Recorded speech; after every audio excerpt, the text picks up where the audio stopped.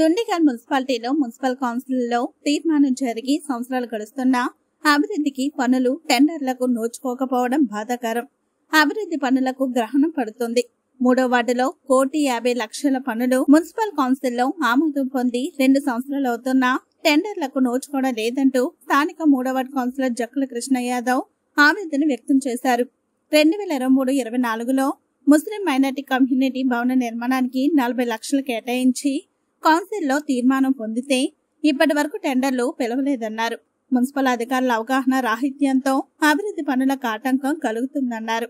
Municipal అధికారులు local body పదవీకాలం ముగుస్తుండటంతో 40 లక్షల రూపాయలతో మున్సిపల్ ఆమోదం పొందిన ముస్లిం మైనార్టీ కమ్యూనిటీ భవన నిర్మాణ పనుల శంకుస్థాపనకు కమిషనర్ని అడిగితే మేమెందుకు, మీరే ప్రారంభించుకోండి, మేము బిజీగా ఉన్నాం అంటేనే నిర్మాణానికి 2 రోజుల క్రితం తాను శంకుస్థాపన చేశాను అన్నారు.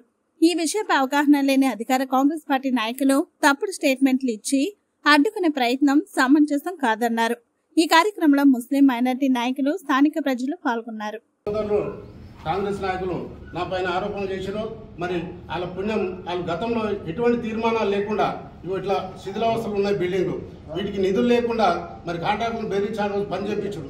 వీటికి కూడా మేము అమౌంట్ ఇచ్చాం. మేము ఎక్కినాక 2 నెలల దాకా వాళ్ళ పాత బిల్లే చెల్లించాం. మరి వాళ్ళకి సిగ్గు శరం ఏమైనా ఉండాలి, కనీసం ఆరోపణ చేయడానికి అర్థం పర్థం ఉండాలి. ఆ విషయాలు తెలుసుకొని గతంలో బిల్డింగ్ మీరు చూడండి శిథిలావస్థకు వచ్చింది. ఎటువంటి తీర్మానం లేకుండా ఇటువంటి బిల్డింగ్ నిర్మించారు. వీటిపైన కూడా మరి కమిషనర్ గారికి ఫిర్యాదు చేస్తాం. దీనిపైన చర్య తీసుకొని కోరుతున్నాం. మరి మీ కళ్ళ ముందర మరి వాటర్ ప్లాంట్ పంచాయతీ సాధనలో వీటికి కూడా తీర్మానం లేకుండా చేశారు. ఈ ఎక్కడున్న శిథిలావస్థకు వచ్చినాయి. ఇటువంటి చర్యలు చేసే వాళ్ళు ఇవాళ నా పైన ఆరోపణలు చేస్తారు. వాళ్ళకు బుద్ధి జ్ఞానం ఉండాలి ఇంతనన్నా.